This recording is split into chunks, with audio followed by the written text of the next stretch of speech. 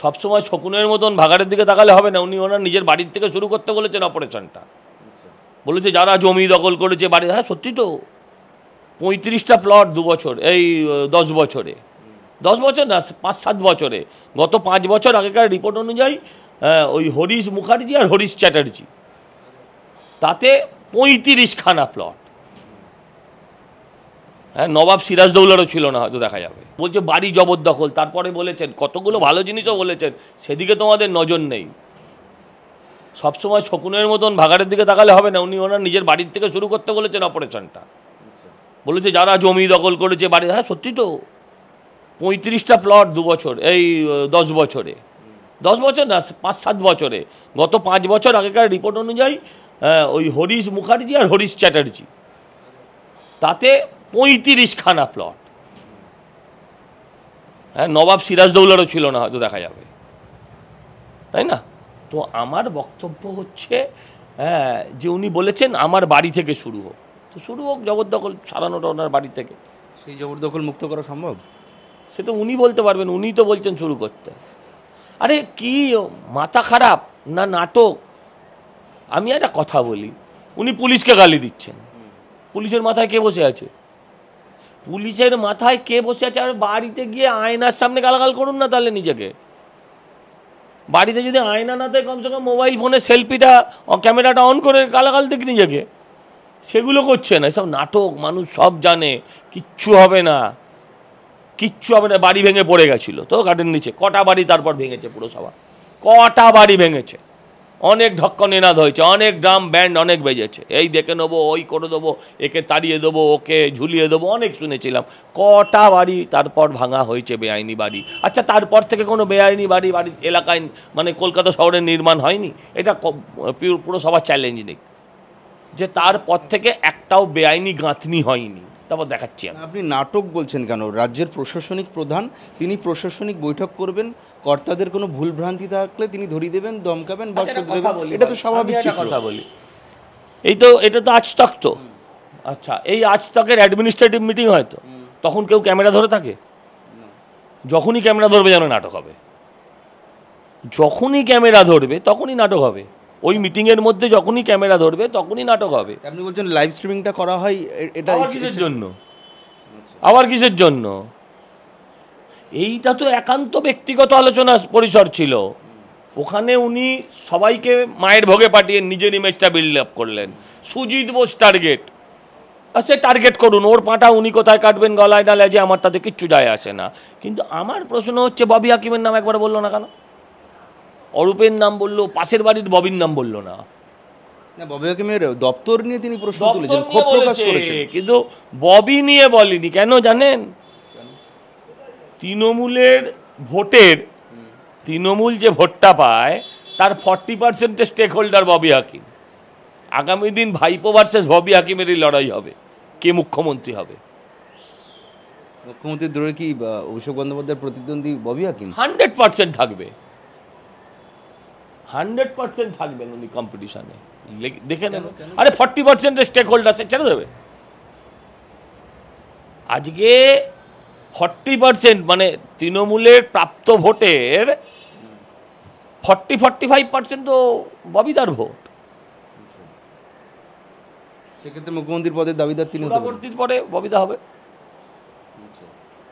কালকের মিটিংয়ে একটা বড় অংশ জুড়ে তিনি টাকা তোলার বিরুদ্ধে সরব হয়েছেন। তিনি টাকা তোলার বিরুদ্ধে সরব হননি, টাকা তুলে পৌঁছে দিয়ে যায় না তার বিরুদ্ধে সরব হয়েছে। আসলে টাকা ওঠে উনি জানেন না? হ্যাঁ, টাকা ওঠে উনি জানেন না? মেঘে মেঘে বেলা হয়ে গেল নাকি? ওনার বয়সটা রাজনীতিতে এমনি এমনি হলো, মুখ্যমন্ত্রী 12-13 বছরের এমনি এমনি হয়ে গেলেন, টাকা ওঠে উনি জানেন না?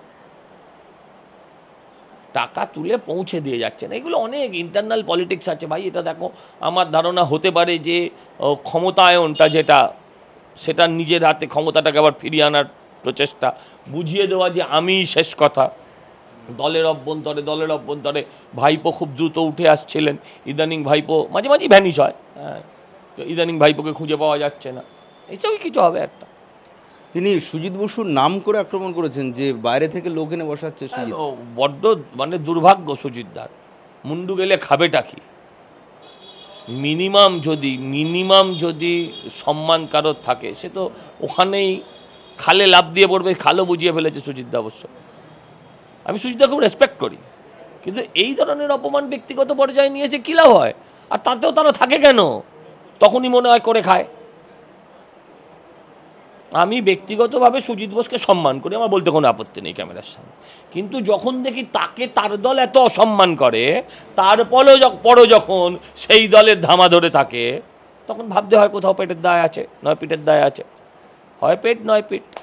আমি হলে তো ছেড়ে চলে যেতাম।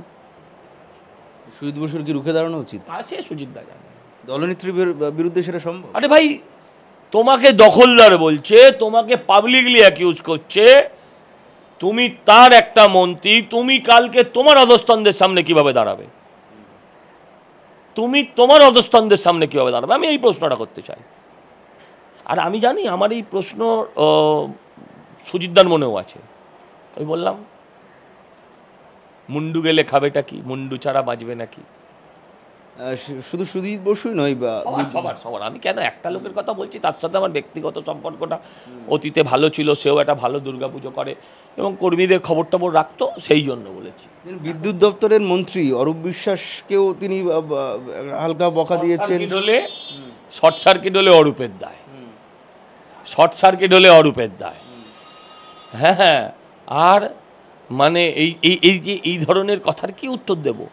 অরূপ বিশ্বাসও একই, বেচারা যাবেটা কোথায়? পুরো ফ্যামিলি ভেঞ্চার চলছে ওর, কম লোক জড়িত নয় এই কোম্পানিতে, হ্যাঁ, অনেক লোক জড়িত, কিছু পরিচিত কিছু অপরিচিত, অনেক লোক জড়িত। তিনি মুখ্যমন্ত্রী পুর দপ্তরের কাজ নিয়ে তীব্র অসন্তোষ প্রকাশ করেছেন। পুর দপ্তরের কাজ নিয়ে অসন্তোষ প্রকাশ করে কি হবে? পুরমন্ত্রী তো ফিরে থাকে। না, আমি কি হবে? কলকাতা পুরসভায় 30,000-এর বেশি পদে লোক নেই, বলছে আমি ঝাড় দেবো নাকি? হ্যাঁ, তুমিই ঝাড় দেবে। তুমি ছাড়া আর কে ঝাড় দেবে? তুমি ছাড়া আর কে? 50 নম্বর ওয়ার্ডে আমি দেবো, আর রাজপথগুলো আপনি দেবেন। কে দেবে? 30,000 লোক নেননি আপনি, তো আপনি ছাড়া কে ঝাড় দেবে? এটা তো মুখ্যমন্ত্রীর কাজ নয়।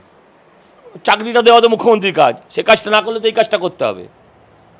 চাকরিটা তো দেওয়া তো মুখ্যমন্ত্রীর কাজ ছিল, তো সেই কাজটা না করলে তো তাকে এই কাজটা করতে হবে। এই কাজটা কে করবে? এই যারা 100 দিনের কর্মী, তারা এই কাজটা করবে? তারা তো সব পলিটিক্যাল রিক্রুটমেন্ট ভাই, তারা তো পলিটিক্যাল রিক্রুটমেন্ট। তাদের কথা ছিল সন্ধেবেলা পার্টি অফিসে ধূপধুনো দেবে, লক্ষ্মী গণেশের সামনে, মানে ওটা তো এখন ব্যবসা না, তৃণমূল অফিসটা, তো তাতে ধূপধুনো দেবে।